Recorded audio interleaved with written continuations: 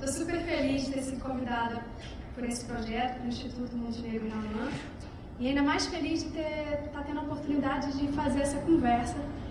Para mim é uma das maiores atrizes do mundo e, sem dúvida nenhuma, uma das atrizes mais bem preparadas que eu já vi em cena na minha vida. E com toda a felicidade agora que eu chamo Marília Pêra para uma conversa entre duas atrizes.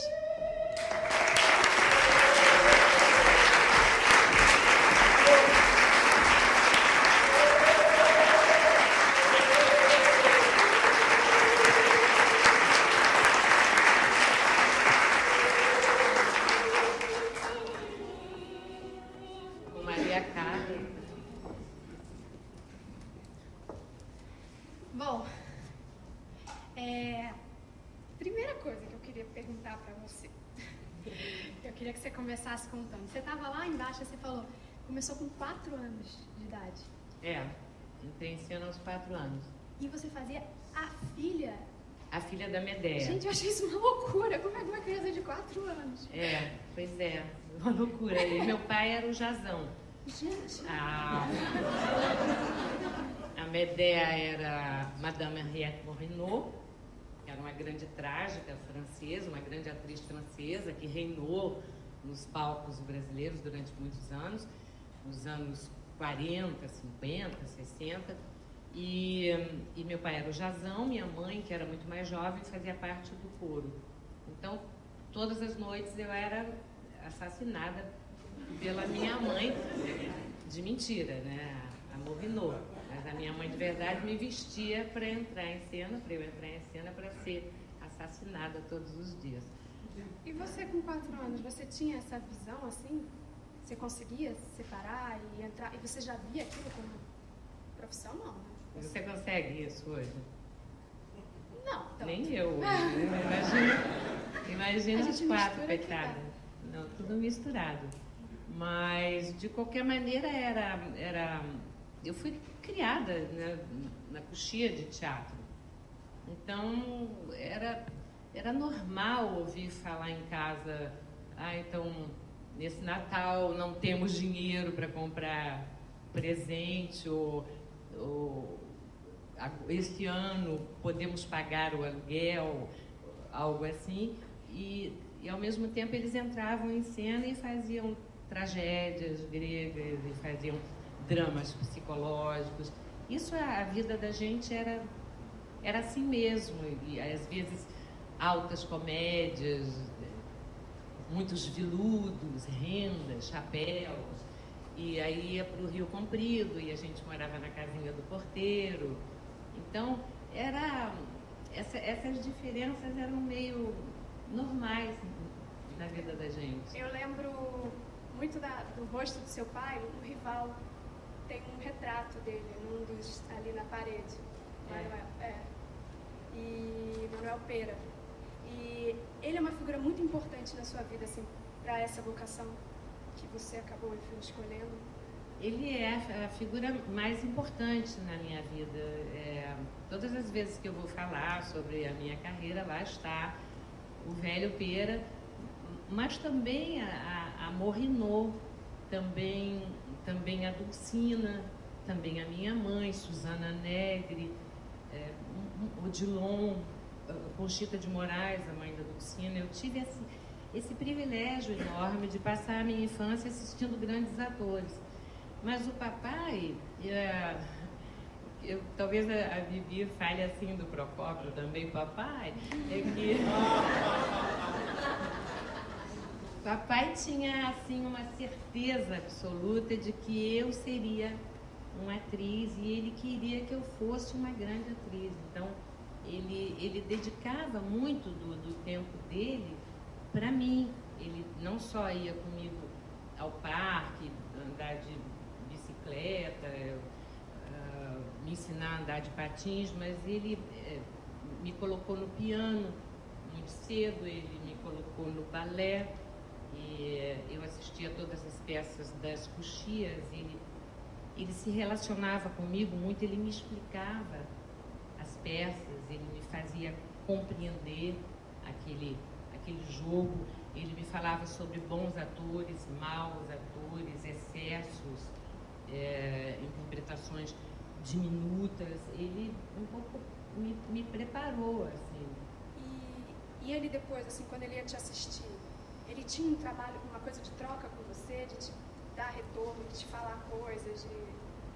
Então, até uma história que eu já contei algumas vezes, já escrevi, mas é uma boa história, eu acho. Ele já morreu há muito tempo. Quando eu comecei a fazer teatro, ele foi me assistir em Como Vencer na Vida Sem Fazer Força. Ele foi me assistir no ensaio. E ele falou para mim: você está cheia de mãos.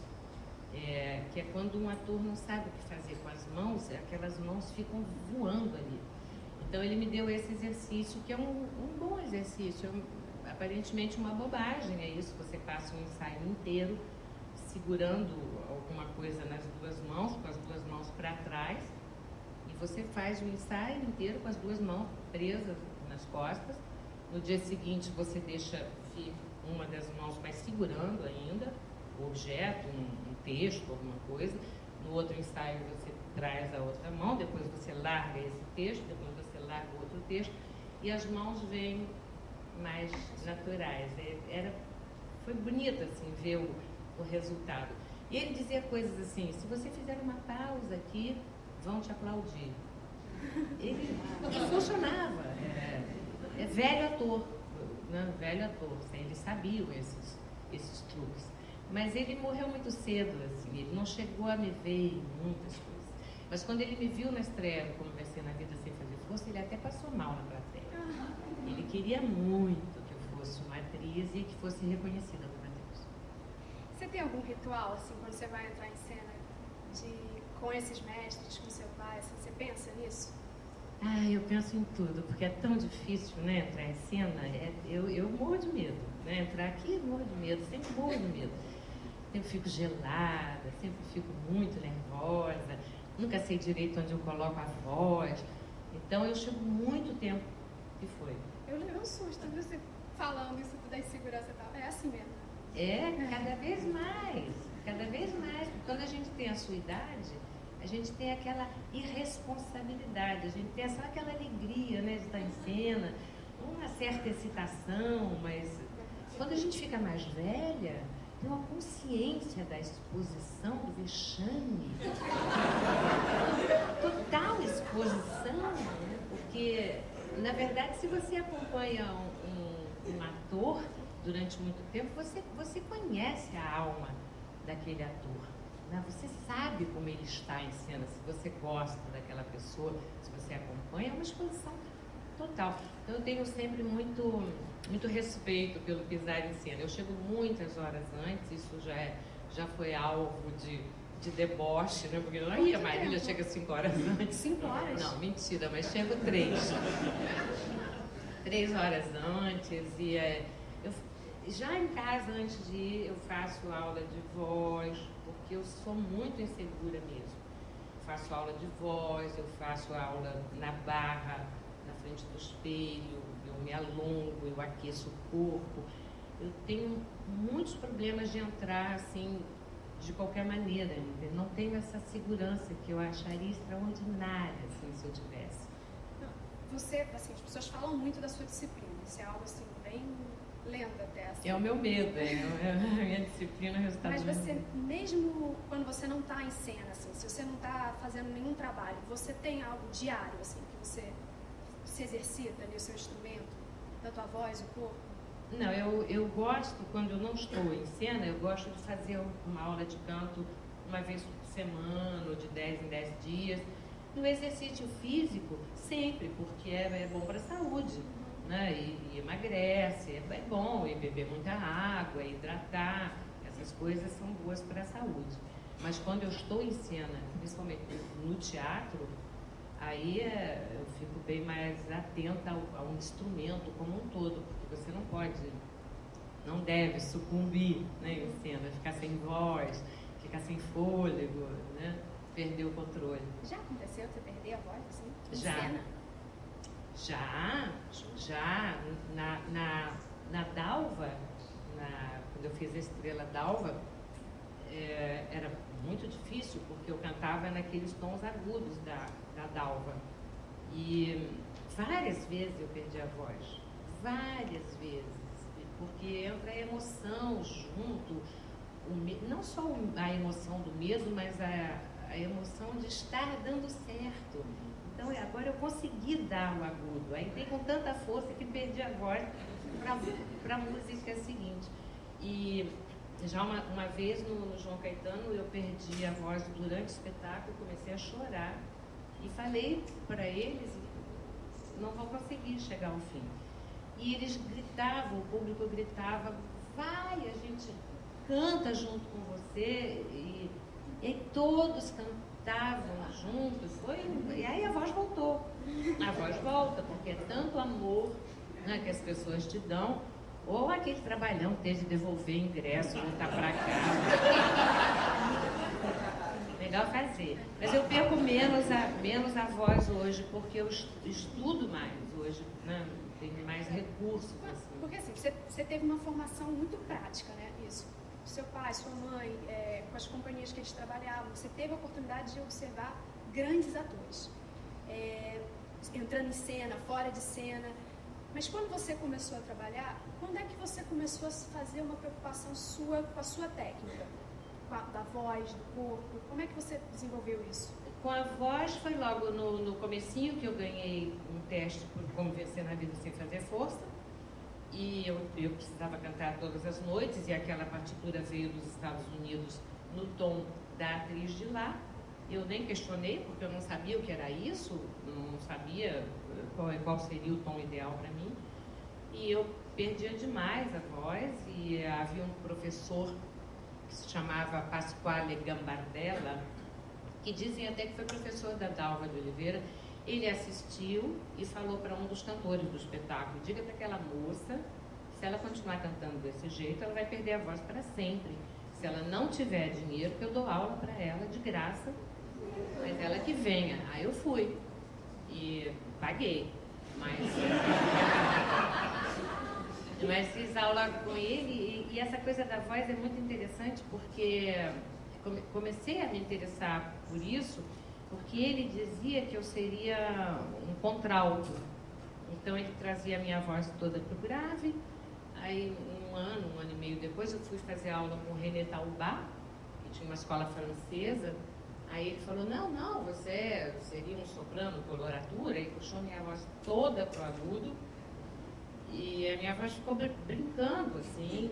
Depois eu fui para a dona Fernanda Gianetti, e ela disse, você não é nada, a gente vai colocar a sua voz no meio, onde você fala. Depois vamos ver para onde ela vai, para cima ou para baixo. E eu acho que eu já passei por, sei lá, 40 professores de canto. Eu gosto do assunto, gosto muito disso, mas eu comecei a me interessar porque eu perdi a voz todos os dias. Quase todos os dias do espetáculo, por causa da colocação errada. E dependendo da emoção do personagem, eu ia para qualquer lugar.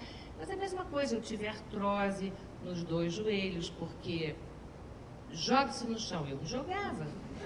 Vira de cabeça para baixo, eu virava, eu não tinha a menor técnica, eu fazia como um bichinho mesmo. Eu queria fazer tudo, eu queria voar, sem rede, sem nada. Mas há um momento em que você é um ser humano e você precisa aprender a voar, se você quer voar. E outra coisa que você falou, no meio assim, pesquei, a coisa de você começar também a produzir suas coisas. Isso é uma coisa assim que eu lendo as coisas sobre você, eu fiquei super fã, assim. Porque eu fiquei, cara, que louca. Estava olhando sua biografia, tinha uma época da sua vida que você fazia novela, espetáculo de terça a domingo, nessa moleza que a gente tem hoje, e 2 sessões quinta-feira, e 2 sessões sábado, e ainda produzindo o espetáculo, botando tudo seu na reta. Assim, tudo meu. Como é isso? Eu ficava impressionada, eu falei, como é que ela ainda... E teve ainda uma coisa que eu estava falando, você ainda fez isso grávida. Eu trabalhei grávida sempre. Não, quer dizer, as 3 vezes que estive grávida. As 3 vezes eu trabalhei, assim. O Ricardo, então, o meu filho mais velho, eu trabalhei até 15 dias antes dele nascer, fazendo uma menina eu tinha 17 anos, fazendo uma menina de 15 no teatro, viajando com a companhia da Elza Gomes, do André André Vion. E 15 dias antes do Ricardo nascer, com uma barriga enorme, toda apertada, com uma cinta, estava em Pernambuco, em Recife, e uma senhora entrou no camarim e falou: minha filha, você é tão bonitinha, tão jovem, por que você não faz um regime, uma ginástica para afinar a sua cintura? Eu falei: imagine, vou ter um neném daqui a 15 dias. E 15 dias depois que ele nasceu, eu estava de volta, amamentando no camarim. A vida de gente, você sabe disso, né, Leandro? Você que vem de uma família inteira de artistas, você sabe que é assim. A gente vão jogando em cena as crianças, né? Vão amamentando e vão jogando em cena. Com certeza. E aí fui produzindo também. Isso de produzir é porque na primeira vez em que eu quis interpretar um papel dramático, foi Pela Parte do Senhor Grito. Eu fiquei com maior curiosidade de ter visto esse espetáculo. Lendo, eu ficava assim, putz, queria ter visto isso. Porque o dia que você fala na biografia, eu fiquei, cara, que encantador. E não há quase nem memória fotográfica desse, que é uma pena, antigamente não se registrava quase nada. Eu tinha 27 anos e eu era considerada, assim, atriz mais de musicais, era bailarina e cantava, fazia musicais. Então, quando eu cismei de fazer Fala Baixo, as pessoas diziam: Marília, não se enxerga. Primeiro que eu não tinha idade para fazer uma solteirona e eu não teria estofo, no caso, para interpretar algo dramático. Então foi a primeira vez que eu juntei os tostões mesmo com Paulo Vilaça e nós montamos do jeito que pudemos, assim, com o Clóvis Bueno dirigindo e fazendo cenário, figurino, essa peça, esse texto maravilhoso, atualíssimo, da Leila Assunção. Foi a primeira vez que eu produzi. E desde então eu produzi muitas e muitas vezes. Nos últimos anos eu tenho tido a sorte de ser produzida, inclusive por Montenegro e Raman, mas nos últimos anos eu ando meio preguiçosa, ando meio acomodada no quesito produção, porque eu tenho encontrado assim, bons amigos, parceiros, que produzem, mas eu produzi muito cedo e porque eu queria fazer o personagem. E qual era o critério, assim, qual o critério que você tem hoje em dia de escolha de um texto? É pelo personagem? É pelo seu momento pessoal? Por onde você vai? Você sabe que eu não sei o que é. Eu não sei o que é. Eu leio e penso, então eu quero fazer. E eu não sei por quê. Não sei mesmo. Eu fiz muitos textos brasileiros, fiz muitos textos que outras atrizes se recusaram a fazer e os textos chegavam às minhas mãos e eu dizia: isso dá um espetáculo maravilhoso, eu gostaria de fazer essa mulher, mas nunca sei teorizar sobre isso, mas é em algum lugar da emoção, não é da razão, é na emoção. Eu ouço muito às vezes. Eu ouço bastante. As pessoas...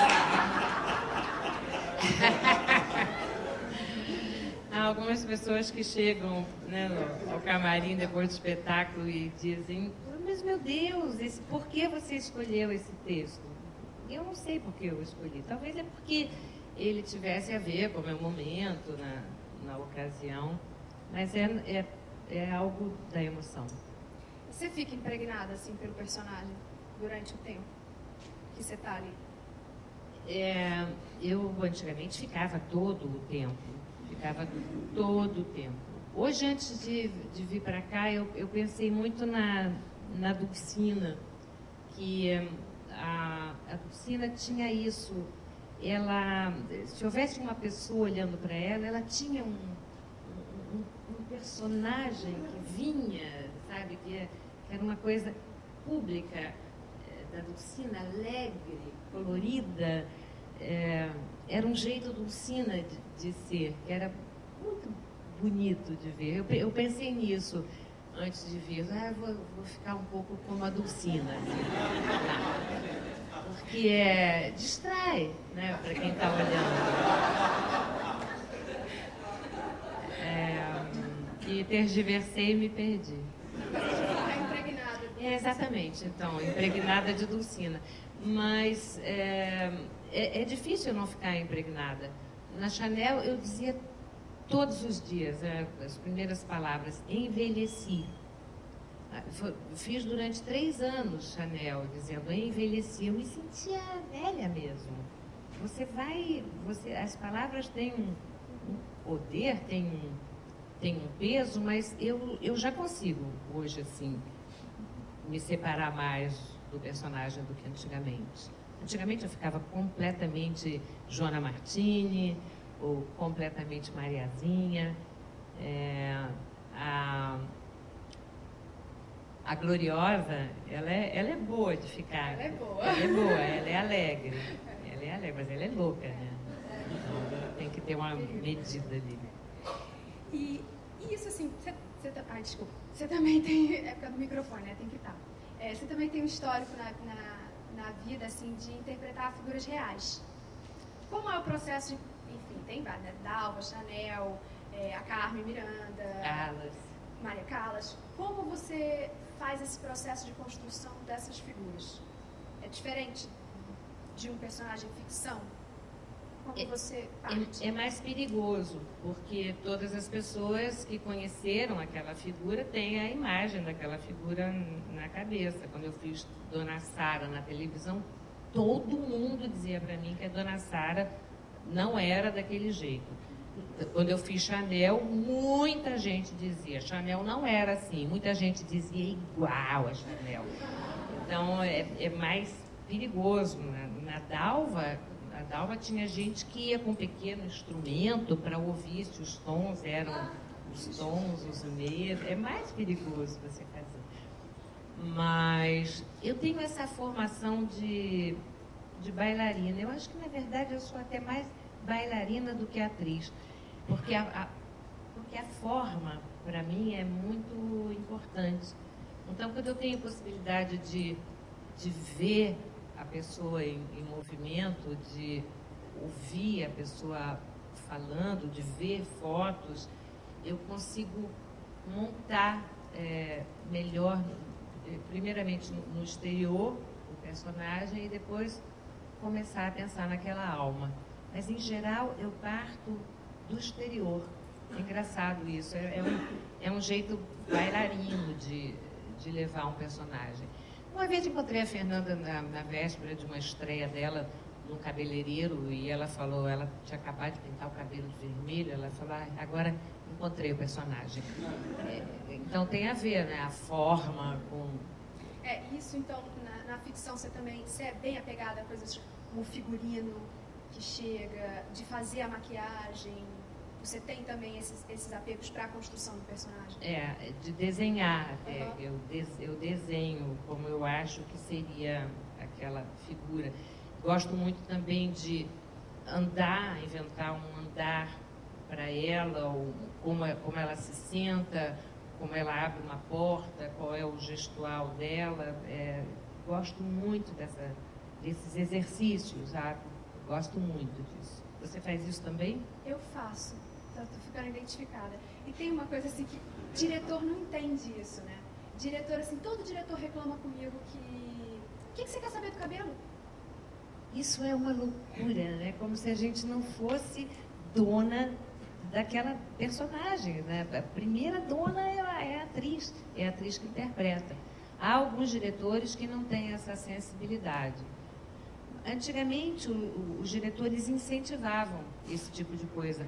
Meu pai, de novo, vou falar do meu pai, meu pai tinha umas malas com perucas, carecas, bastões, todas as maquiagens, bengalas.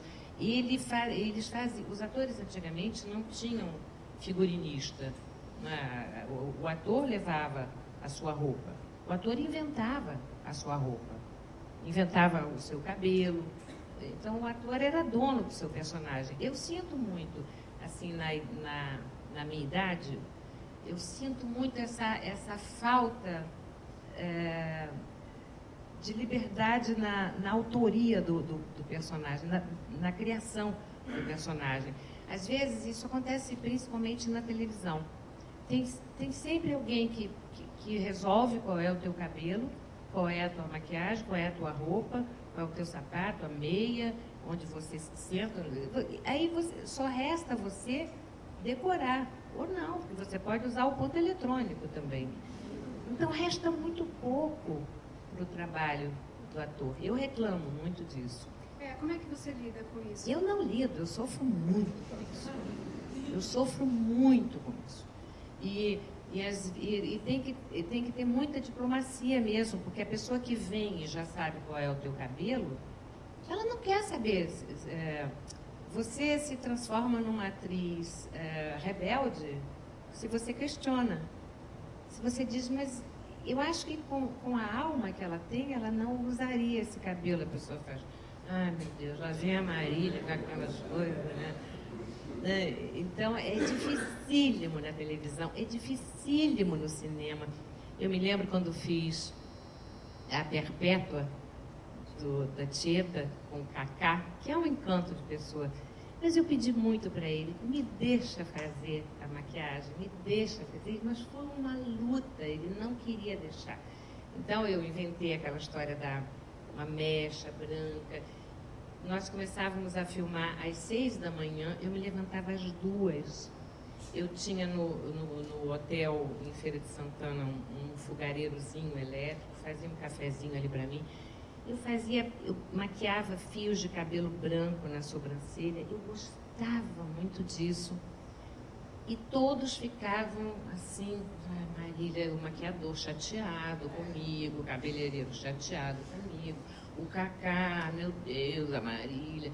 E aí eu pedi para ele, quando saírem os primeiros copiões, me deixa assistir para eu ver se está certo. A diretora não gosta. Não deixa ver. Não deixa ver. Porque acha que a gente vai se criticar muito. Que a gente vai se criticar, mas é evidente que eu vou me criticar. Se eu não me criticar, eu sou uma idiota, não é? Eu tenho que ver, me criticar e melhorar. Foi uma loucura. A primeira vez que eu consegui ver, eu tive de me atracar com o Cacá, para ir lá e ver o copião. Então, eu sinto muita falta de criar mais os meus personagens. Que esse poder, o ator ainda mantém no teatro, né? No cinema e na televisão ele vai perdendo. Mas você, apesar assim, né, uma figura que começou em teatro, vem do teatro, você, quando você começou a fazer TV e cinema, você também foi um estouro.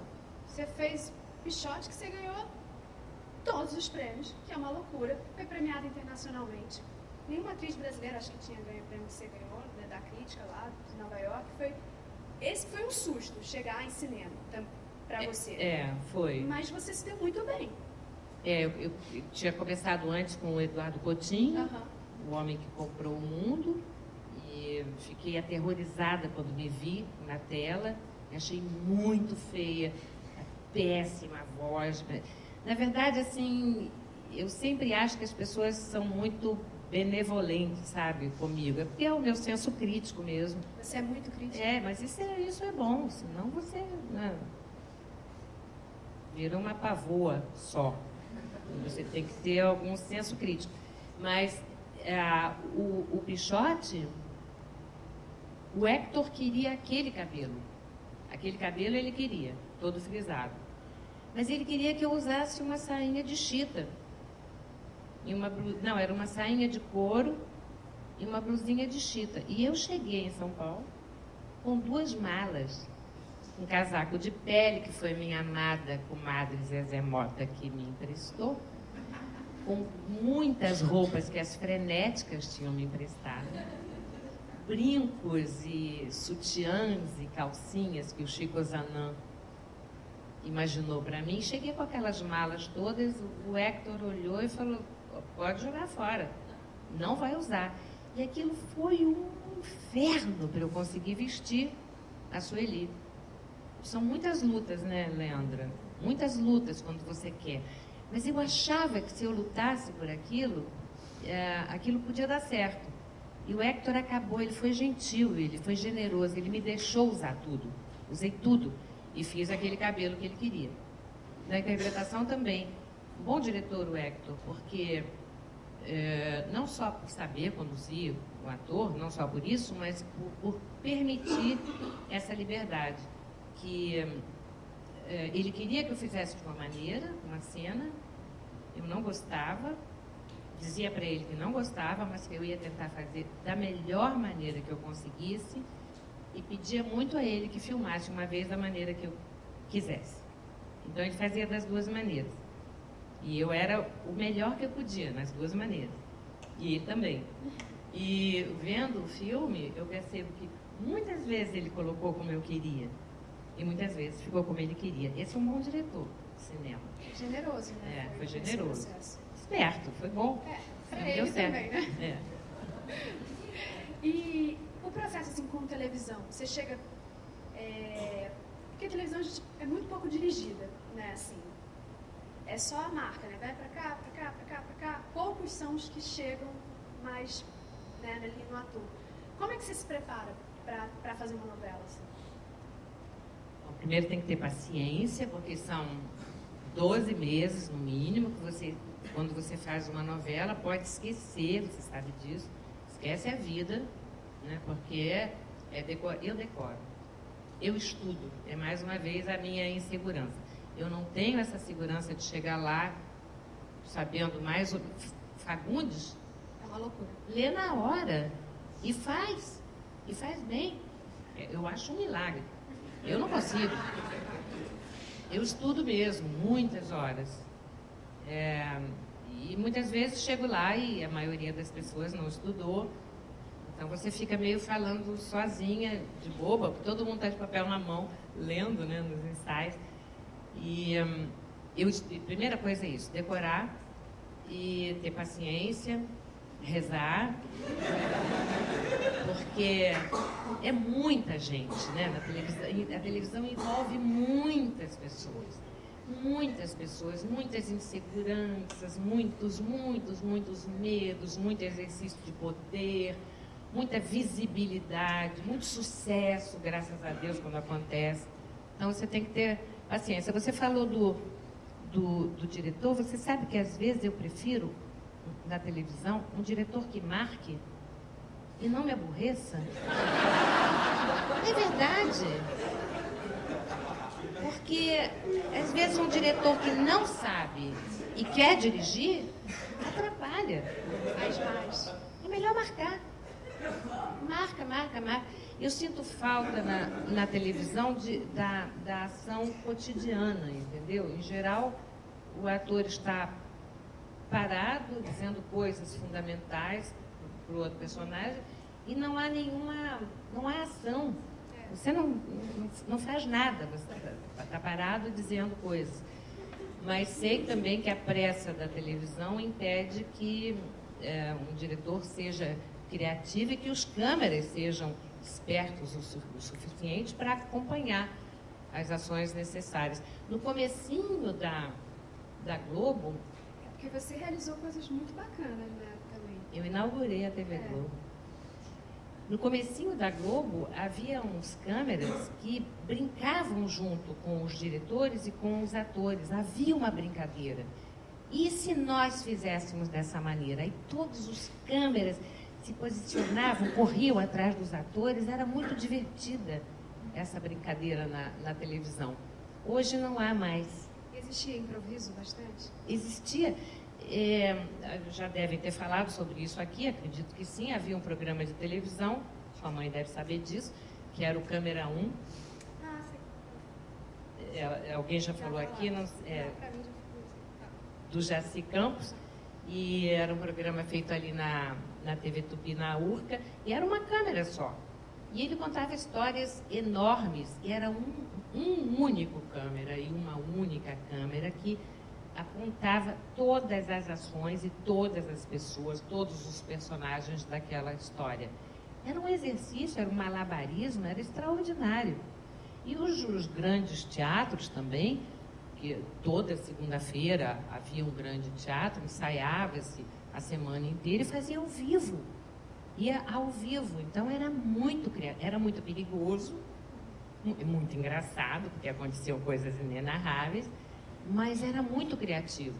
Essa criatividade eu acho que se perdeu, porque na televisão ou no cinema, um diretor pode dizer: fala, eu te amo, agora fala, eu te amo, fala, eu te amo, agora fala, eu te amo, fala, eu te amo, eu te amo, eu te amo, eu te amo. Depois ele monta de qualquer jeito e as cenas são gravadas quase que frase a frase.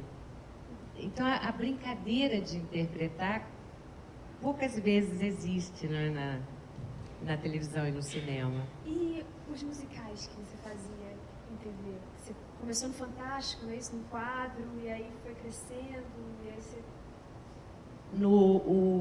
O Fantástico, quando começou o Fantástico, não me lembro se foi em 73, talvez, 74, não me lembro quanto tempo tem o Fantástico, nem vocês sabem, né? Ninguém sabe.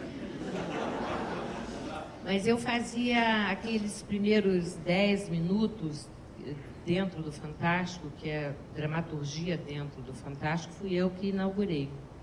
Era o Boni era o diretor da Globo, foi ele que me escolheu na ocasião para fazer isso. E eu dizia textos de grandes autores ali, fazia pequeninas peças todo domingo. E depois o Boni também inventou um programa para mim que se chamava Viva Marília, que era dirigido pelo Ronaldo Boscoli e pelo Miele. E ali cantava, dançava, dizia textos e entrevistava pessoas, coreografava. E eles abriram um espaço bom para mim, que depois, quando eu saí, entrou a Sandra Breia, fazendo um programa semelhante. Deixa eu te perguntar uma coisa. Desses personagens todos, enfim, reais que você já... Essas pessoas que você já interpretou, a Carmen Miranda é uma figura assim que veio na sua vida. Eu estava lendo, você a primeira vez você interpretou ela com 20 anos. Que fascínio você teve assim por essa figura desde nova, assim? Como foi que isso começou assim? Eu vou de novo falar da Dulcina, porque a figura da Dulcina era um pouco a Carmen Miranda. A boca muito vermelha, as sobrancelhas levantadas, o olho muito brilhante. A Dulcina, eu tenho essa imagem da Dulcina forte. E quando eu via fotografias, algumas pouquíssimas, da Carmen, eu relacionava a Dulcina, essa alegria da Carmen. Essa história também, que eu não sei porquê, quando a Carmen morreu, eu acho que eu tinha 10 anos, eu tinha acabado de vir de Portugal, onde meus pais tinham ido com a companhia da Dulcina, e lá em Portugal eles cultuam muito isso, quando morre alguém, todo mundo vai ver o corpo da pessoa. E eu não sei porquê, eu estive em 2 desses velórios com meu pai ou com a minha mãe, vendo uma princesa portuguesa, eu não sei quem era, e eu fiquei na fila e fui ver o corpo da senhora lá. E quando a Carmen morreu, e eu soube que ela estava sendo velada acho que era na Assembleia, na Câmara dos Deputados, eu não sei onde ela está. Eu estudava balé no centro da cidade, tinha 10, 11 anos. Tomei um ônibus e fui para o velório. Entrei na fila e fui lá olhar a carinha dela, a boquinha vermelha, que maquiaram ela toda, né? Ela estava de vermelho. E foi assim a primeira vez que eu vi pessoalmente a Carmen Miranda. Bonitinha mesmo ali, muito bonitinha. E depois, como eu era bailarina do Carlos Machado, eu estava no México como bailarina. Eu tinha uns 2 números em que eu cantava e dançava como bailarina, mas aí a Vera Regina, que era uma atriz que interpretava a Carmen Miranda, isso eu estava com 20 anos, isso. Ela precisou voltar ao Brasil. E o Carlos Machado falou, pega essa menina aí, a bailarina, e manda ela fazer a Carmen. E foi a primeira vez que eu interpretei a Carmen Miranda no México, como bailarina. Depois, quando foi, Leandro, você que sabe mais de mim do que eu mesma? O Cabelo Não Nega, que foi esse, né? Esse foi o Teu Cabelo Não Nega, no México. A Pequena Notável. A Pequena Notável foi em 72, que coisa antiga, né? A gente fez. Em 72, o Ari Fontoura escreveu A Pequena Notável, mandou para mim, e o Maurício Sherman produziu no Night and Day. Aí eu fiz A Pequena Notável aqui no Rio, mas eu já tinha interpretado no México, a Carmen Miranda. A Carmen Miranda, quando ela vem para mim, de alguma forma, então agora você vai fazer a Carmen Miranda, ela vem isso que você fala de se misturar com o personagem, ela é maravilhosa de receber, sabe?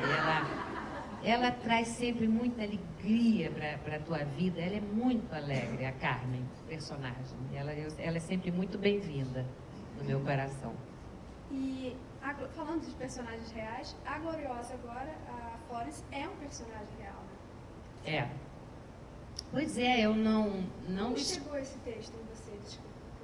Esse texto, a Gloriosa tem o seguinte caminho. Há uns anos, eu não sei quantos, 4, 5, o Jorge Tacla me mandou um e-mail dizendo...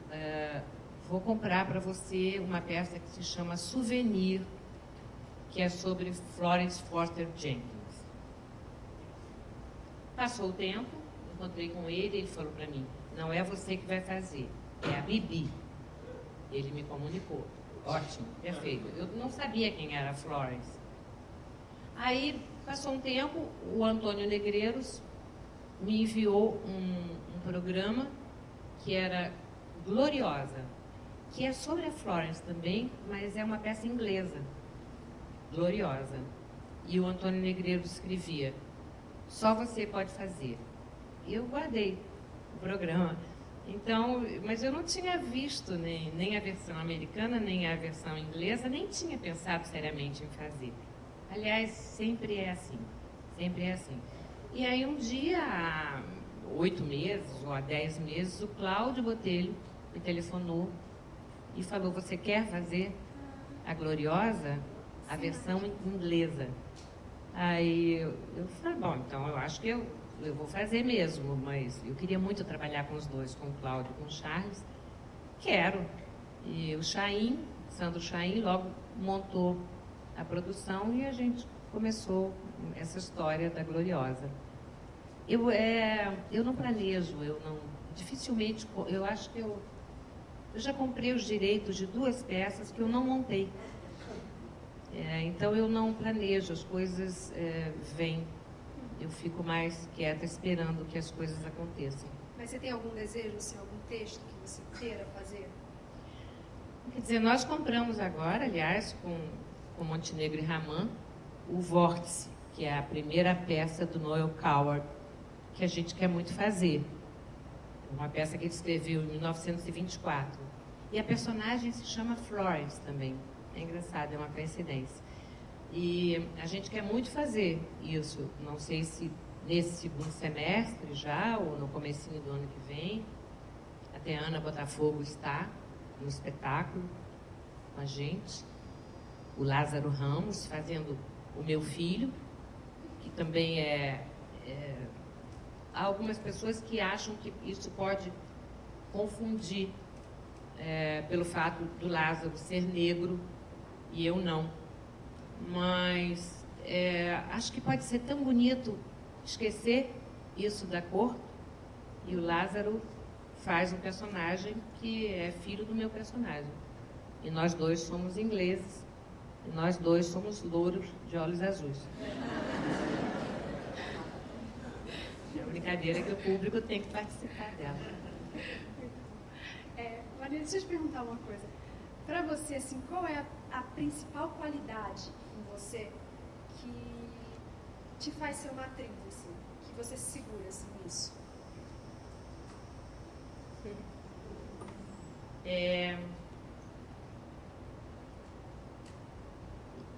Quer dizer, a inicial mesmo era a alegria de poder estar lá, assim, era isso. Porque eu via os adultos lá, né, com todos os sofrimentos deles, eu via eles lá. E eu queria muito estar lá. O caminho que eu consegui primeiro foi pelo balé. Era uma alegria enorme de poder dançar em cena. Aquele espaço era meu também. Claro que eu falava muito, sempre falava muito assim da necessidade da sobrevivência, porque éramos muito pobres, todos muito pobres, a família, assim. Então havia essa necessidade de fazer algum dinheiro até para manter a família, né? Havia isso, mas junto a isso era a paixão mesmo. Talvez seja isso. Cada vez que eu vou entrar em cena, eu penso, mas graças a Deus que eu ainda consigo estar lá, né? Graças a Deus que ainda há interesse em vir ver algo que eu estou fazendo. Eu acho que é a paixão. E existiu algum momento assim que você, eu não sei, eu tive a sensação de que você começou fazendo, que tudo foi se encadeando, assim, que foi um movimento contínuo, quando você começou. Mas existiu algum momento que você falou assim, é isso, eu sou atriz e tal? Foi quando alguém te perguntou? Ou foi você com você, algum trabalho, existiu esse momento? Como eu venho, como você, de uma família de artistas, houve um momento, quando eu estava perto dos 30 anos, em que eu fiquei me perguntando, será que é isso que eu quero mesmo? Será que se eu não tivesse nascido dessa família, eu teria optado por essa profissão? Será que eu não quero ficar em casa? Será que eu não quero arranjar um marido rico que me sustente, criar os filhos, ficar quieta, fazer outra coisa? Aí fui fazer análise. Essa história eu também já contei algumas vezes. Aí sofri muito, como todo processo analítico, eu também sofri muito. E comecei a pensar que eu não queria mais ser atriz. Aí fui questionar isso, e aí, não, então eu vou ser atriz sim. E fiz 4 fracassos seguidos, porque eu não conseguia mais ter coragem de entrar em cena. Eu fui mexer tanto, fuçar tanto, que você precisa ter muita cara de pau para entrar em cena. Se você vai fuçar muito, você não entra. E o público imediatamente respondeu. Foram 4 fracassos seguidos. Houve um espetáculo que, no dia da estreia, eu precisava abrir um pano de boca e eu caí sentada, assim, fraquinha das pernas, de insegurança total. Então, eu questionei muitíssimo isso da profissão. Foi bom, fui até o fundo do poço para ter certeza de que eu sou uma atriz mesmo, né? Eu uso a dança, a coreografia, a voz, a música que eu aprendi e tal, mas para mim é profissão de atriz. Você falou uma coisa que é interessante. Como é que você lida com essa coisa do fracasso e do sucesso, que é algo que... E você falou da sua família, que você... É uma gangorra, né, a vida, a nossa também. E como é que você lida com isso, com essa inconstância? Não, sofro muito. Sofro muito. Hoje, por exemplo, também, vindo para cá, eu pensei, meu Deus, tem Elton John, tem o primeiro capítulo das Índias. Eu imaginei que ia estar mais vazio, vai estar vazio lá. Mas eu estou num momento de muita alegria da Gloriosa, né? Então, muita gente falou bem de mim, então eu estou, então tá bom, não faz mal, né? Porque hoje eu estou contente. Mas você imagine se fosse hoje, com Elton John e Índias, e eu tivesse tido, assim, 4 críticas arrasando comigo e meu teatro estivesse vazio. Eu ia estar aqui muito mal. Eu não tiro de letra. Você tira? Não, ninguém tira. Mentira, né? Ninguém tira. Ser criticada, tudo é horrível, né? Mas é necessário, sabia? É necessário. Você tem que levar um tapa no focinho de vez em quando, porque senão você fica se achando, né? Não cresce. Tem gente que não cresce, é tão insensada que fica, né? É bom, ó, não é bem assim. E até isso você falou, né? Um processo de afirmação também da sua escolha, né? No momento que é questionada, por você ou por outro. Claro, claro. E deixa eu te perguntar, como é que você dirige bastante, né? Você dirige há muito tempo, né? Eu dirijo, a primeira vez que eu dirigi foi em 78. 78, é. E você gosta de dirigir? Por exemplo, você pega assim um texto e você faz assim, isso aqui eu quero dirigir? Você consegue ter essa visão do todo? Eu sempre acho que eu não tenho cultura suficiente para dirigir algo mais profundo. Então, eu dirijo sempre comédias, brincadeiras, porque eu sei como atriz, quando eu leio um texto mais elaborado, eu preciso muito de um bom diretor que me diga, que preencha a minha alma para eu seguir o caminho daquele texto. Então, eu nunca dirijo nada que eu sei que eu não vou conseguir dirigir. Então, eu dirijo O Mistério de Mavab, brincadeiras. Dirigi Maria Clara Machado, A Menina e o Vento. Dirijo comédias, porque eu acho que eu ando melhor por esses caminhos. Mas, é que a sua escola, né, também é assim, grande de comédia. Mas eu acho tão profundo quanto. Ah, sim, sim, eu entendo o que você fala. Mas quando você precisa de um embasamento histórico, que você precisa posicionar bem aquele texto, eu não me atrevo, porque eu me sinto muito ignorante ainda para enfrentar textos mais pesados. Como é a sua relação com o ator em cena? Você, como atriz e diretora, né?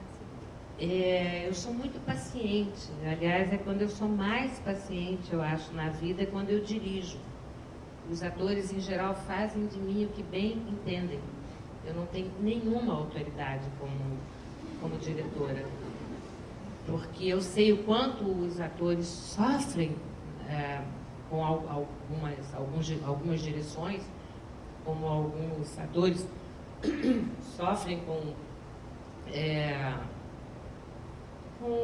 com a energia, com o autoritarismo de alguns diretores. Então eu tenho muito medo de ser autoritária e às vezes eu perco a autoridade, mas aprendo muito dirigindo, porque você vê tanta bobagem que a gente faz, né? Quando vê o colega em cena, coitado, que para que ele está se matando por causa dessa bobagem? E é um aprendizado extraordinário dirigir, né? Eu acho que eu aprendo mais do que passo qualquer coisa para os atores que eu dirijo. Eu sou muito grata a todos os atores que eu já dirigi.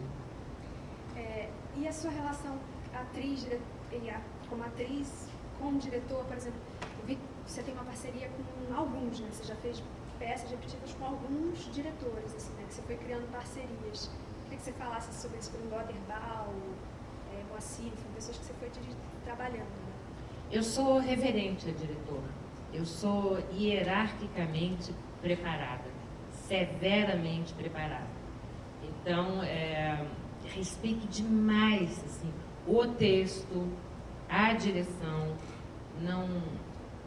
E até dizem que eu até invento cacos, mas eu posso inventar cacos desde que, se o autor é vivo, se ele me permite, e desde que o diretor me permita. Senão, não. Eu sou muito obediente.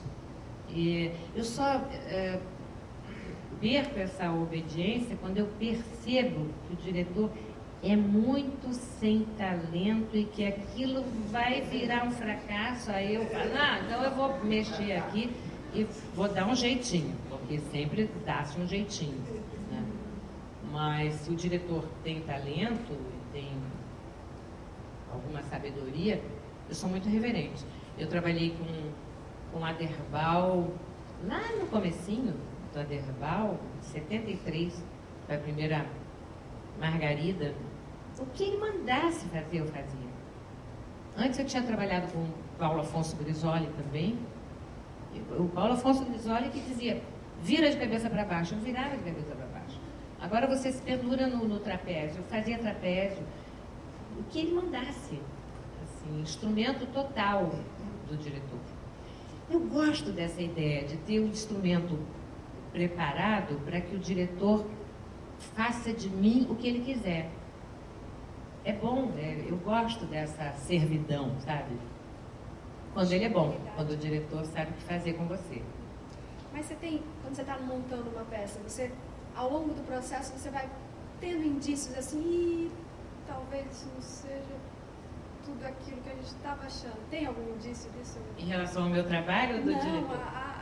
A montagem, né? Que você, enfim, a montagem. Isso vai ser um sucesso, isso não. Eu nunca sei, Leandro. Não, a gente né? não sabe, eu não tenho a menor ideia. A menor ideia. Quando eu fiz o Brincando em Cima daquilo, eu consegui que o Vignati, que era o diretor, Roberto Vignati, permitisse que desde a primeira leitura nós tivéssemos na plateia estudantes de teatro. Desde a primeira leitura. Então, quando a gente acabava de ensaiar, a gente perguntava, e era muito espontâneo o que eles diziam. Eles diziam, isso aqui é chato, aquele momento, e eu ia mexendo, sabe? Um pouco mexendo de acordo com o público. Era muito bom. E depois o público foi aumentando. Quando chegamos perto da estreia, eram multidões que tinham acompanhado desde o início, que escreviam. É muito bom esse processo, porque, na verdade, como é que você sabe se aquilo vai ser um sucesso? Nunca sei. As pessoas, os meus parentes sempre gostam, quando nós assistimos ensaios, os amigos sempre gostam, né? Mas e o público? Você nunca sabe. Quando você tem a sorte de um a favor da crítica, ajuda, né? As matérias ajudam a encaminhar, mas o que faz mesmo é o boca a boca. E sabe lá por que uma plateia gosta ou não de um espetáculo, elege ou não. Eu não sei. Tem uma coisa também que eu queria que você falasse sobre o filme que você fez, eu esqueci o nome do diretor, mas é um americano, Mixed Blood. É Paul Morrissey. Paul Morrissey. Como foi esse trabalho? Interpretar em outra língua, como foi isso? Deve ser difícil. Não é difícil, uma coisa impossível. Eu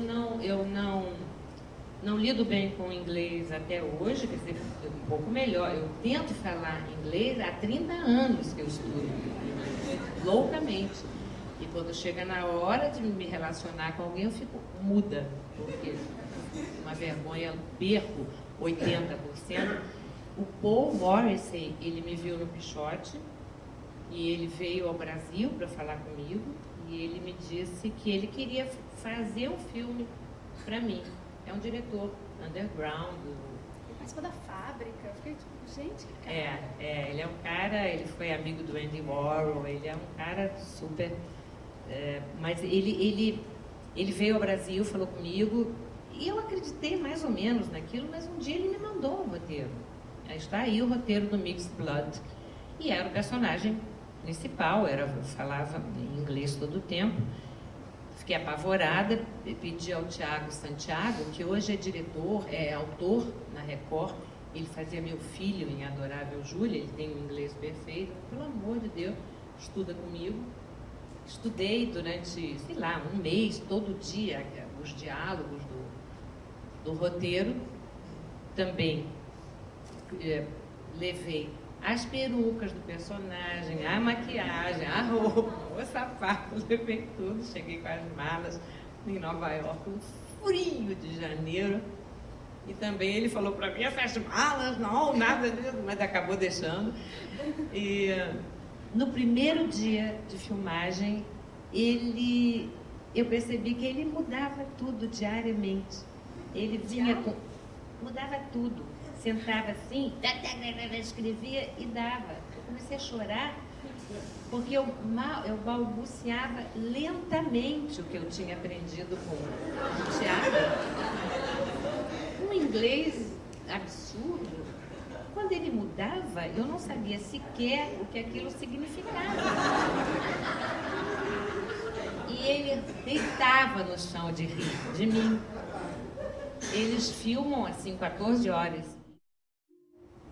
Levanta-se, é um filme muito, muito barato, né? levanta-se às 4, 5 da manhã, filma-se de 6 da manhã até 6, 7 da noite, naquele gelo, externa na maioria. E eu chorei muito, Leandro, mas eu chorei muito, me arrependi amargamente de ter ido, porque pensei que afoita, né, devia ter dito não. Mas no cômputo geral foi bom ter ido, mas foi muito sofrimento.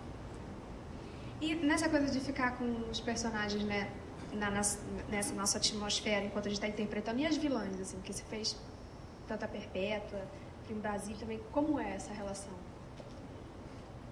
Eu tinha esse problema. Quando o Daniel Filho me convidou para fazer a Juliana, do Primo Basílio, eu falei não várias vezes. Eu não queria fazer aquela mulher que eu tinha lido a história, aquela descrição. Eu não queria fazer aquela mulher. Uma mulher de 40 anos, velha naquela altura, velha, sem dente, com bigode, má. Então eu falei não algumas vezes para o Daniel, mas ele acabei fazendo. Mas sofri muito durante o processo. E também é isso, quando eu dirijo, que eu vejo, ai, que bobo, né? Que boba sofrendo por isso, porque o resultado do Primo Brasília, para mim, foi extraordinário. Foi muito bom. Quando eu fiz também A Flor do Meu Bem-Querer, eu fiz uma vilã, e no meio da novela, foi terrível, eu soube que o meu personagem teria mandado incendiar um lugar onde estavam 2 bebezinhos. Eu queria parar a novela. Eu não quero fazer esse personagem. Eu não queria fazer esse personagem. Eu não queria ter aquela pessoa dentro de mim. Mas, em geral, as vilãs trazem muito boas gratificações, né? Elas trazem recompensas depois. Muito sofrimento durante e muita recompensa depois. Tem uma coisa também que, antes que a gente acabe, que eu queria que você falasse, é que, além de você vir, né, de uma família de teatro, os seus filhos também dão continuidade a isso, né? Assim, você trabalhou com eles, enfim. Como é essa relação, assim? Como foi isso? Como é? Assim, o meu pai e o Graça Mello, o Otávio Graça Mello, foram companheiros de teatro. Aí eu me casei com o filho mais velho do Otávio Graça Mello, que é o Paulo Graça Mello, pai do meu filho, Ricardo. O Paulo ele morreu num acidente de carro.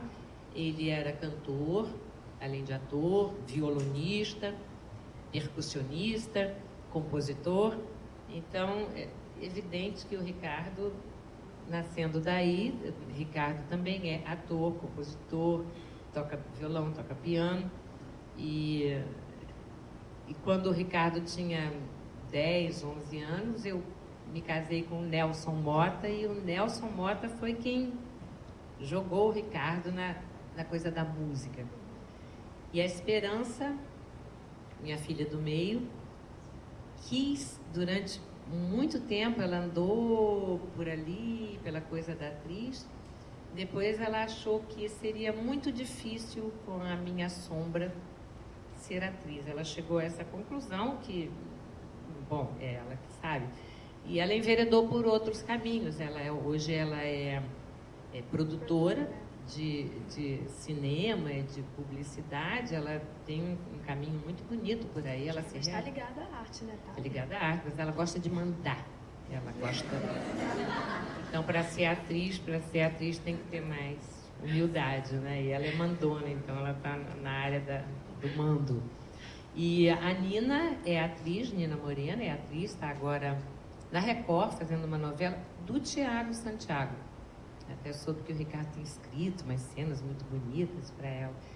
E quando eles me pedem, e muitas vezes eles me pedem, eu troco ideias com eles, porque quando eles querem ouvir, em geral eles querem ouvir, eles querem muito ouvir, me pedem opinião quando eles estão fazendo alguma coisa. E a gente troca ideias, assim, respeitando as necessidades deles.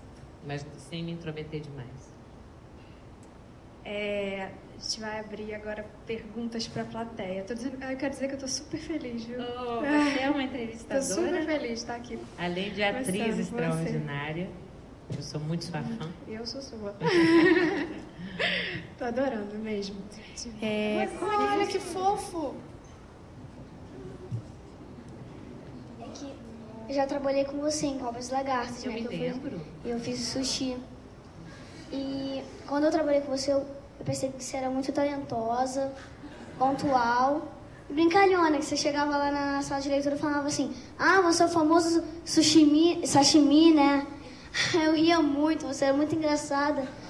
E eu aprendi que com você, mesmo você tendo vários anos de experiência, você tem que ser... não sei. Assim, várias coisas. Você é sempre pontual, sempre respeita todo mundo, assim, muito simpática. E eu queria perguntar pra você que se você trabalha em cena com alguma criança, você já aprendeu alguma coisa com ela? Uma criança.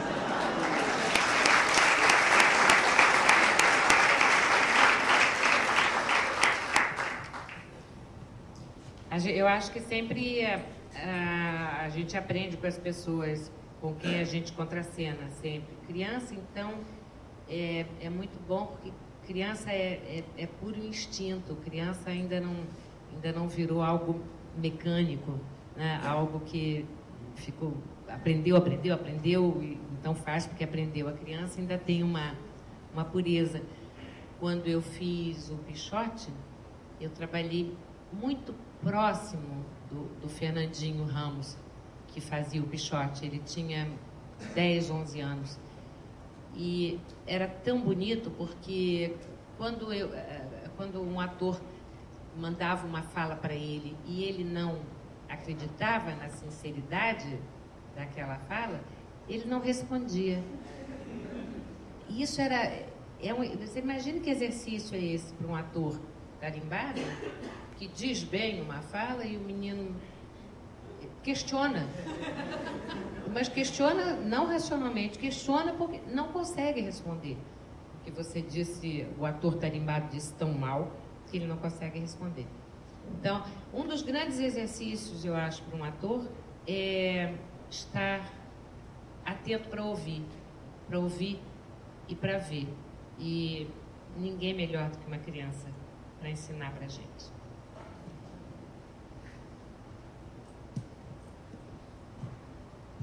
Boa noite. Nossa, que responsa, hein? Então, na verdade, eu fiz um trabalho sobre o Bar Esperança, do Hugo Carvana, e para mim é um dos melhores filmes do cinema nacional de todos os tempos, assim, o diálogo, tudo. Tanto que eu fiz uma monografia sobre o filme, mas coisa chata, intelectual e tal. Mas, enfim, você foi minha mãe aquele filme, porque a minha mãe se separou do meu pai, eu vi aquilo, o carinho que você tinha com aqueles personagens infantis, muito grande, era muito, muito verdadeiro aquilo. E eu queria que você contasse essa coisa de trabalhar com aquele grupo, aquela comédia, aquela exuberância toda no meio de final de ditadura, comédia, o Carvana, enfim, que você falasse um pouco daquilo, porque eu fiquei 6 meses revendo aquele filme para escrever sobre ele, entendeu?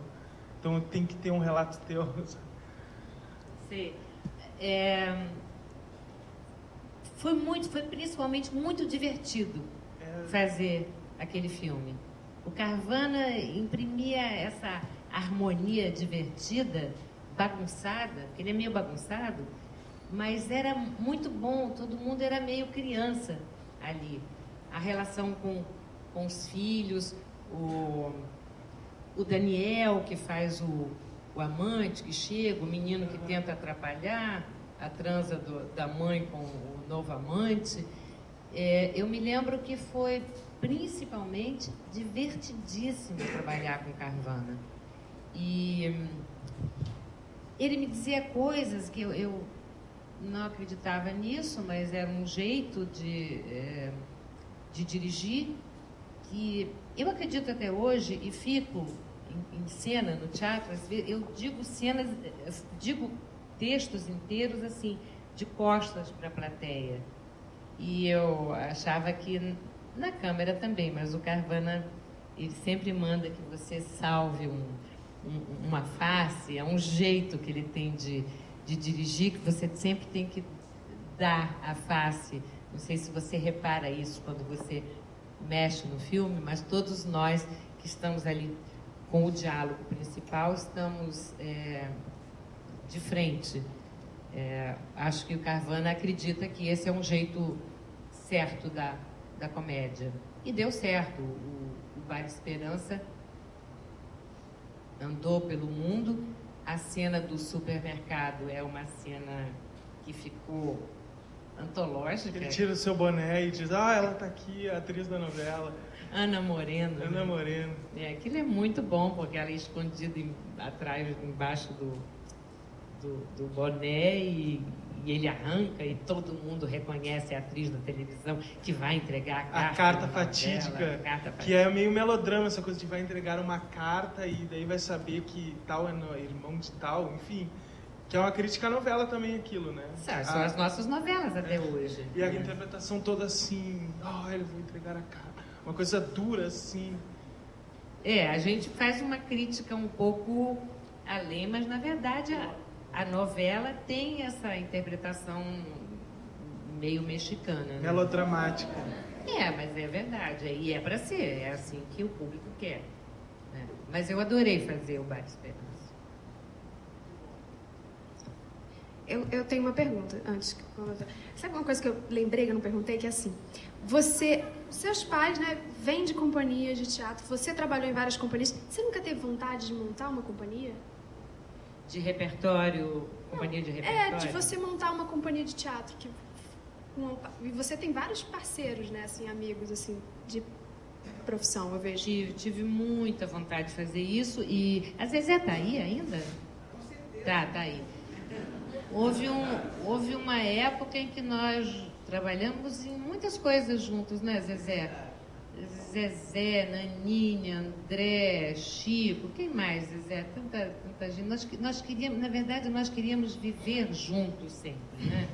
No teatro, em casa, jogando carta, lendo, brincando. Nós queríamos nos casar todos, íamos ser felizes para sempre. Onde você está, Zezé, que eu não estou te vendo? Lembra que eles combinaram que cada um ia comprar um apartamento no mesmo prédio para envelhecer juntos? Já estamos envelhecendo e não compramos.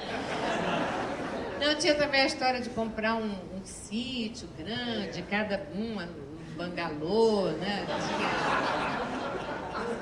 E fazendo teatro sempre, de preferência, e cantando e tal. Queríamos muito. Eu penso, às vezes, assim, que se eu quisesse fazer como antigamente, porque antigamente era assim, era a Conchita, o Manuel Duran, as 3 filhas, a Dulcina, a Edith, acho que era a Ruth, não me lembro. Eram os 5 em cena, mais os maridos delas, as companhias eram feitas assim, com as famílias. Era assim. Hoje em dia não se pode fazer isso porque... Por que não se pode? Não sei, mas não se pode. Não é uma coisa não é politicamente correto. Não é politicamente correto, mas era assim antigamente, era assim que se montava. Dá vontade de fazer mesmo companhia de repertório, né, ter um grupo, mas eu acho que isso já fica para você.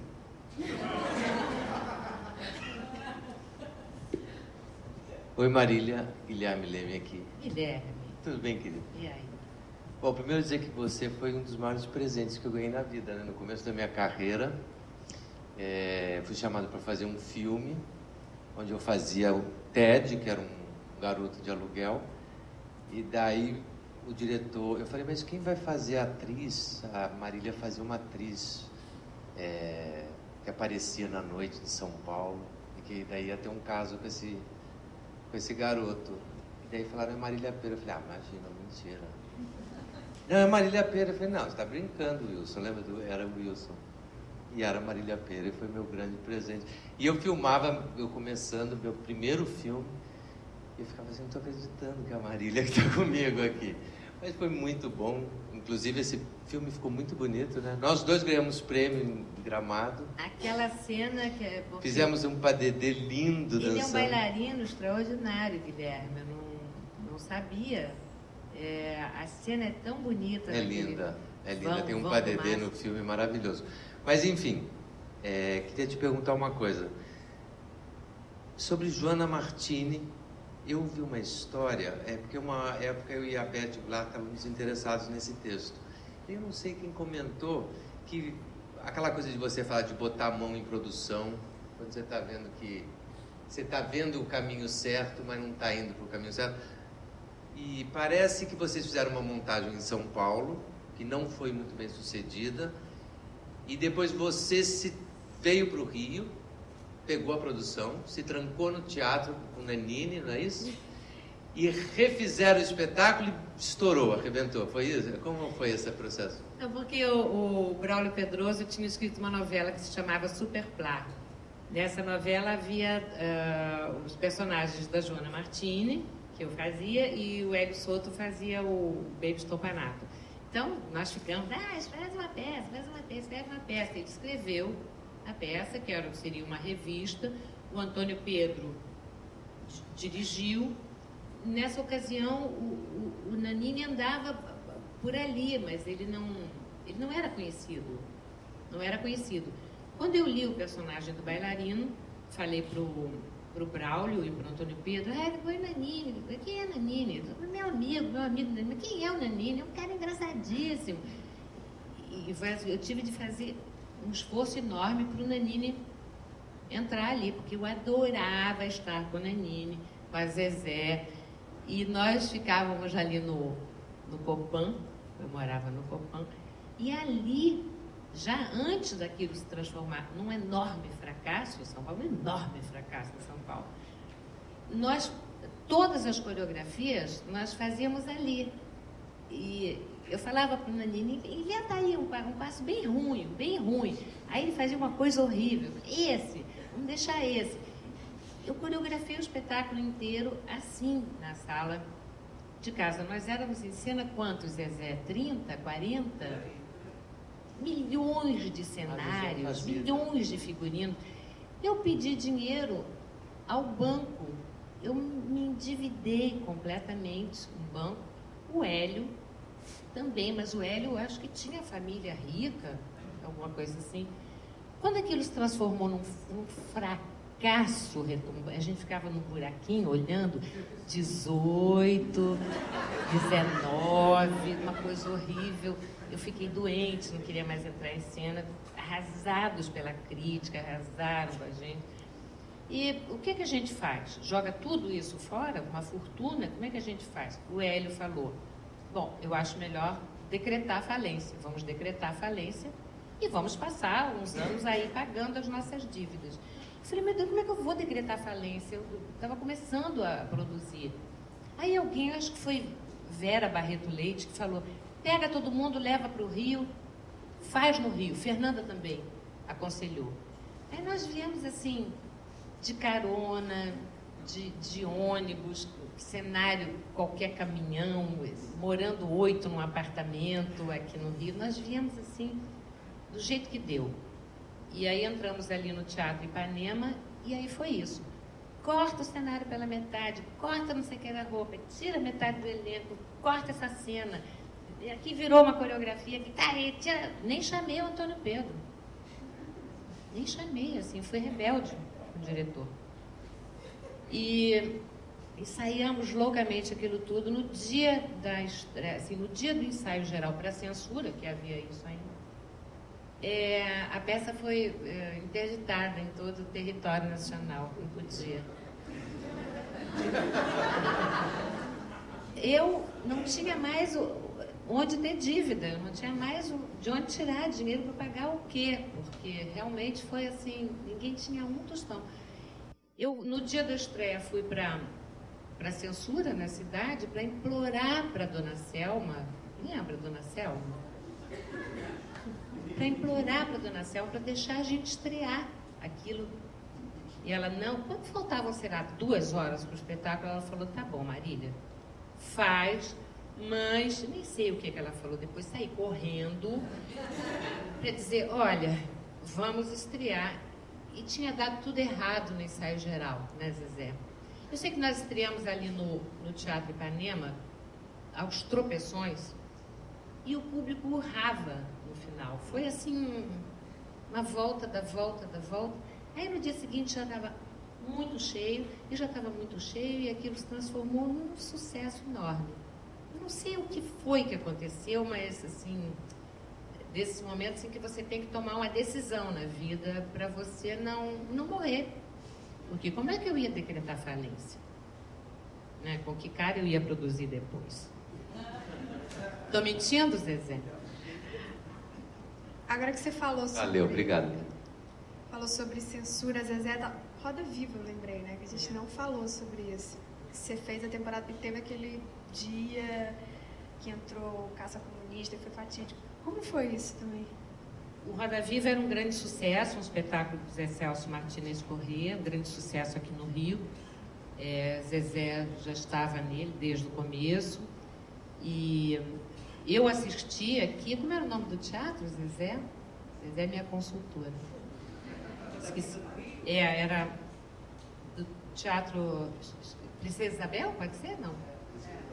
Princesa Isabel. Eu fui assistir, eu achei aquilo tudo muito, assim, interessante, fiquei com um pouco de medo, mas eu não, na essência, não entendi o que o espetáculo queria dizer. Não entendi mesmo. E a Marieta fazia a mocinha e o Heleno Prestes era o cara, o protagonista. E é isso, quando o espetáculo iria para São Paulo, e o Zé Celso me telefonou numa quarta-feira, e me disse, Marília, Marieta não vai poder fazer em São Paulo, eu gostaria muito que você fizesse. Eu não tinha entendido nada do espetáculo, mas quem sabe, ela cantava uma música muito bonita, Sem Fantasia, que era linda a música. Eu queria até cantar aquela música. Quando é? E era assim, depois de amanhã. Então era uma quarta-feira e a estreia era na sexta. Era assim. Eu tomei um avião, fui para São Paulo e quando entrei no teatro, eles estavam todos jogados pelo chão, fazendo aquelas cenas horríveis que o Zé Celso mandava. Eu era toda arrumadinha, meia de seda, até luva eu usava, toda arrumadinha. Eles me chamavam de atriz TBC, porque eu era toda... E aí vi aquela coisa jogada no chão. E o Zé falou, deita aí, assim, com a cabeça para lá. Eu com o texto, assim, com a cabeça para lá, tentando ler as minhas falas. E o Antônio Pedro, o diretor, simulava um sexo oral em mim. Sabe? Deita aí, abre as pernas. Foi assim que eu entrei. No primeiro dia nós passamos loucamente o primeiro ato, no segundo dia loucamente o segundo ato, e no terceiro dia eu entrei em cena em São Paulo. E aquilo eram multidões que assistiam o espetáculo, era, nossa, um sucesso, um triunfo, um estrondo. E 15 dias depois, essa lembrança eu tenho também de ficar olhando eu não faço hoje. Hoje não faço, porque não quero saber quem está lá. Mas eu me lembro que nós ficamos olhando pelo buraquinho e era uma plateia coalhada de homens muito bonitos, homens lindos naquele inverno de São Paulo. E, rapazes lindos. E quando acabou o espetáculo foi aquele barulho e as portas dos camarins do teatro da querida Ruth Escobar não fechavam, porque não tinha trinco, não tinha água, aquelas coisas de teatro. E eu abri a porta e via uma das atrizes, um homem batendo com a cabeça dela na parede. E logo entraram no meu camarim 5 homens, eu não consegui segurar a porta, e eles vinham com... Era pistola, soco inglês, cacetete, eles quebraram tudo. Eu tinha bolsinhas de maquiagem, tudo. estraçalharam, quebraram o teatro inteiro, arrebentaram com tudo e nós tínhamos de passar por um corredor polonês. E eu passei lentamente, porque perguntando por quê, mas quem passava correndo, eles batiam. E cheguei na bilheteria, a Zezé usava uma meia peruca no espetáculo, tinha perdido a minha peruca. E ela estava no telefone, ela disse que não lembra, nós ficamos todos desorientados. Enfim, resumindo, era o comando de caça aos comunistas, eram 110 homens, eram os homens lindos que estavam na plateia. Aquilo foi organizado, eu acho que no 2º Exército, foi no 2º Exército, em São Paulo, e a ordem era quebrar tudo, e quem reagisse apanhava, e nós fomos parar nus no meio da rua, praticamente, porque eu tinha tirado a roupa de cena. Foi uma coisa terrível, foi um susto, e também essa história que já contei várias vezes, que meu pai tinha morrido havia pouco tempo, e eu usava o anel dele com uma pedra azul, um velho anel, e eu tinha tirado o anel para limpar a maquiagem quando esses homens entraram, e saí correndo. Quando cheguei lá fora, que encontrei a Zezé, sem a meia peruca, falando no telefone, desorientadas, eu pensei, o anel, voltei, mas eles já tinham, aquilo demorou 3 minutos, foi muito bem organizado. Então, é isso. Mas depois desse desespero passada por delegacia, passamos por milhões de delegacias, mas a peça continuou num sucesso espantoso. Foi um marco, né? Assim, vocês voltaram logo em seguida também. Voltamos no dia seguinte, com gente machucada, algumas pessoas hospitalizadas, mas voltamos no dia seguinte com sempre 2 pessoas da polícia ou do exército, não sei, com 2 metralhadoras voltadas para a plateia, enquanto a gente fazia o espetáculo, para que se alguém se mexesse na plateia, eles iam com a gente. Era o tempo que falava assim, que a gente, é aqui que a gente se alista para ser ator, né? Tinha uma charge que era terrível. Mas foi bom, foi criativo. Oi, Marília. Oi, Quitéria. Aqui. Eu queria saber, essa sua relação com o corpo é uma coisa muito visível e é muito bom de ver, de ouvir, porque você passa uma musicalidade absurda, não só no seu tom de voz, mas no gestual e tudo. E eu queria saber qual é a sua relação assim com o corpo, o que você pode passar para a gente dessa sensibilidade que você pode desenvolver com o tempo e que a gente vê que é uma ferramenta muito grande para a sua interpretação e nos seus trabalhos, assim. Eu queria que você... Eu acho que é uma questão de sorte mesmo, isso. Eu aprendi piano dos 4 aos 14 anos. Então, eu posso ler uma partitura, não ler perfeitamente, mas a melodia, eu posso sentar ao piano e acompanhar a melodia. Isso é realmente um privilégio para mim, porque quando eu vou fazer um musical, quando eu vou fazer uma aula de canto, eu acompanho na partitura. E isso dá uma... Eu tive uma professora de piano que é viva, Dona Elza Usurpato. Ela me deu essa noção, que eu espero que ela tenha me dado, ela tentou me dar essa noção de ritmo, de harmonia, de tempo, que música é matemática, né? E o balé, eu sempre procuro, como eu sou muito insegura, como eu já disse, sempre que eu percebo em cena que há algo que está tirando a minha concentração, eu procuro no meu corpo onde está o meu ponto de tensão e tento distensionar ali, sabe? É bom ter essa consciência. Às vezes estou em cena e percebo que o meu dedão está levantando, o dedão do pé está levantando. Por que eu estou levantando o dedão? Às vezes acalma o dedão. isso tudo é uma bobagem, mas tem me ajudado bastante a consciência do corpo e da voz, principalmente da voz, para ela não ir embora, para não falar demais. Mari, eu vou aproveitar e completar a Quitéria. Você no Doce de Leite colocou Gianecchini e Camila para fazer aula de balé. Um dos grandes comentários de todo mundo é assim: a sua forma de sentar, a sua forma de andar, a sua postura, né? E eu sei que o balé é uma grande paixão. São duas perguntas. Primeiro, você acha que isso acrescentou na sua forma de andar, na sua forma de sentar? E você acha que os atores, de uma maneira geral, deveriam passar pelo clássico ou não? Você fez especificamente isso para esta peça? Eu sou suspeita para falar. Eu acho que o clássico é base para tudo, né? A Ana Botafogo está aí? Não, né? Mas estão os pais.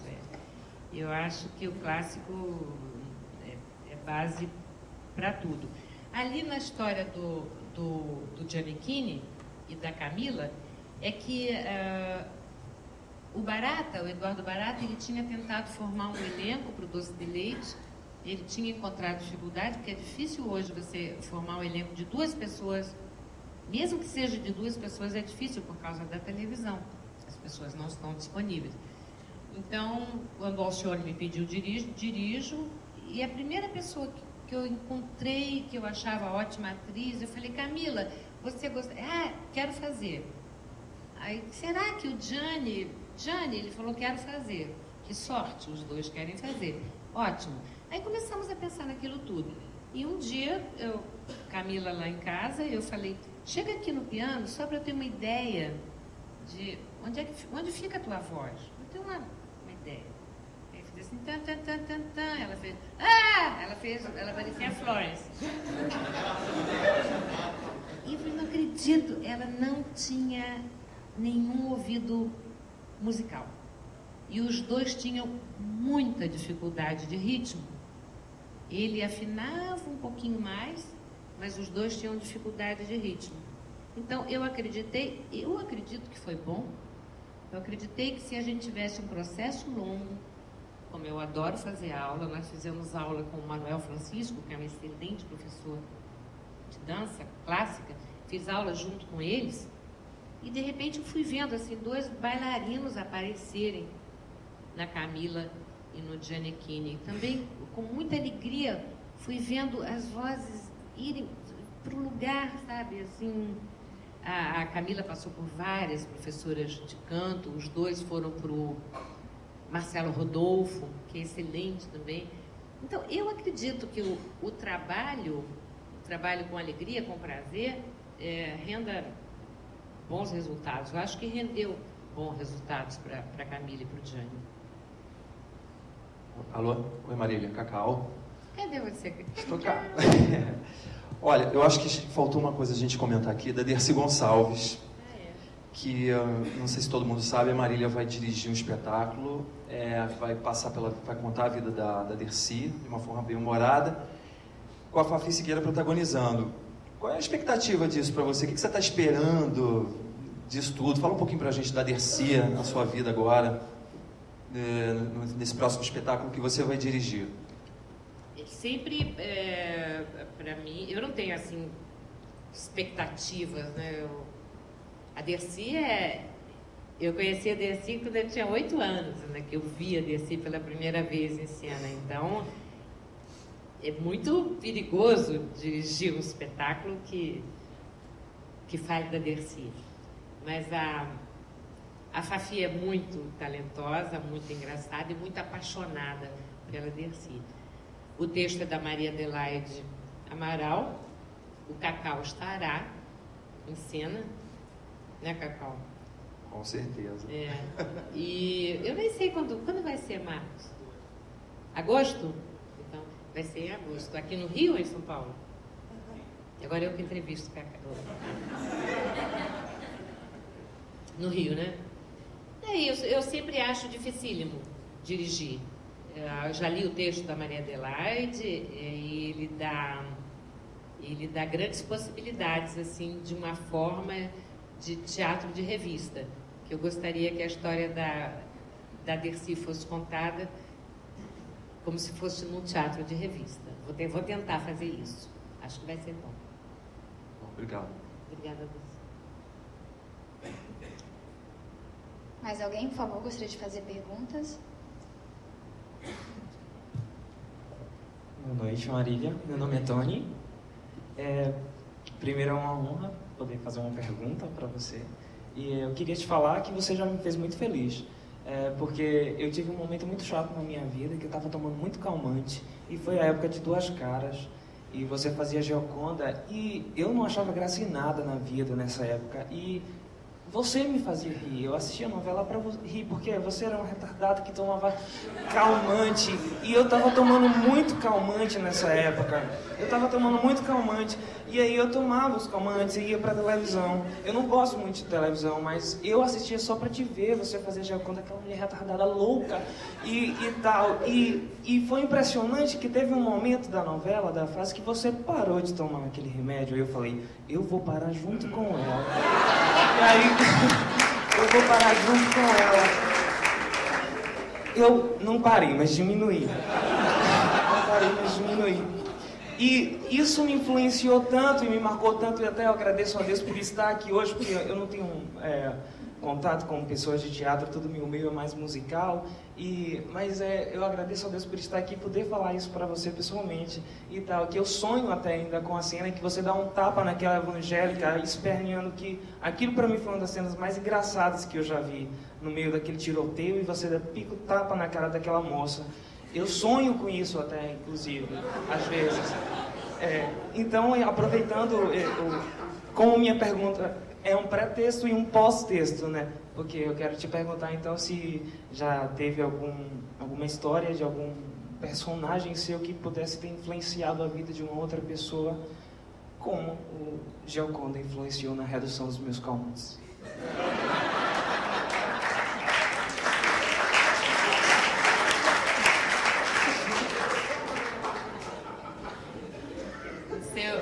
Seu depoimento põe por terra qualquer preconceito contra a novela, né? Porque você vê que a novela, de repente, faz um bem enorme, né?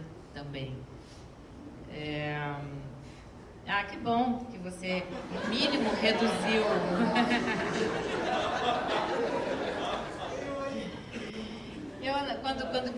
Quando disseram para mim, o quê? O quê? Alguém falou? Não. Quando disseram para mim que a Gioconda não ia mais tomar os remédios, eu fiquei, que pena, porque aquilo era um gancho bom de humor. Era engraçado quando ela ficava meio assim, né? Mas eu vejo como é importante, né, esse movimento dos personagens, como esses movimentos podem realmente ajudar as pessoas que assistem a televisão. Como é importante, né? Qual era a sua pergunta, hein?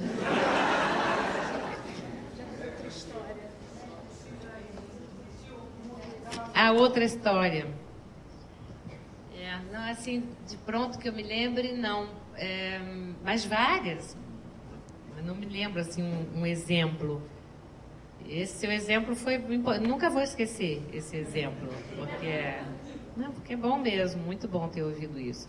Mas várias histórias, muitas pessoas chegam para dizer, olha, aquilo que você fez na novela, aconteceu, a minha mãe, não sei o quê. Muitas identificações. A gente vai encerrar. Eu tenho uma última pergunta, então, só. Porque sempre que alguém vai perguntar, eu fico, eu queria perguntar. O que você acha do teatro hoje em dia, assim? Queria que você fizesse a sua avaliação, assim, sobre o momento que a gente vive e da nossa profissão, assim. O que você acha? Isso é difícil, hein, Leandra? Para a gente terminar. A pergunta mais difícil. Eu vi aqui, do Ari, um espetáculo muito bonito, um Pinter muito bem montado. E é muito bom quando a gente vai ao teatro e ali está uma boa história bem contada. Eu não posso dizer para você que eu tenho assistido a muitos espetáculos que tenham me tocado tanto, porque é inevitável que você que circula no meio, é inevitável que você fique à luz, você percebe a luz, você percebe a coxia, alguém que se mexe ali, um texto que não está suficientemente decorado, você fica ali um pouco catando os defeitos, ou se não catando, percebendo, até sem querer, os defeitos. É muito raro sentar e assistir com prazer a um espetáculo sem ficar tensa, né? Tensa, torcendo a favor, tensa. O espetáculo do Ari é um espetáculo que você assiste com muito prazer, um espetáculo que eu fiquei gratíssima a ela. Foi um momento em que eu estava nervosa, que era um começo de crise de pânico, mas eu não sabia. Então, me sentava em lugares com muita gente e ficava muito aflita, muito aflita. Ir ao teatro era algo que me fazia mal, porque eu queria levantar e ir embora. Então, assisti a vários espetáculos durante esse período e o Bruno quis muito ir ver a Alma Imoral. E sempre me dão a terceira, a quarta fileira, porque são os lugares nobres. E eu queria ficar lá atrás para poder sair se passasse mal. Mas na Alma Imoral eu estava ali na quarta fila e o coração estava a mil. E a interpretação da Clarice foi tão bonita, tão pungente assim, que eu diria que ela quase me curou, sabe? Assim, foi um espetáculo que me fez um bem enorme. O poder que o teatro tem, né? Falou-se ainda há pouco do poder da televisão, mas o teatro, que é tão pequenininho, tão restrito, e às vezes um ator em cena consegue tirar você de um mal, né? Então, há alguns espetáculos que eu assisto e fico muito feliz de assistir, porque não preciso ficar tensa. O texto é ótimo, a direção é maravilhosa, os atores estão muito bem, o teatro é confortável e acredito que há muitas pessoas jovens como você arriscando, né? Arriscando, saltando mesmo, sem rede, buscando. Isso é muito bonito quando a gente chega à minha idade e vê pessoas como você, uma grande atriz como você, arriscando na direção, agora procurando grandes textos para interpretar. Então, olhando para você, eu te digo que eu acho que o teatro brasileiro vai muito bem.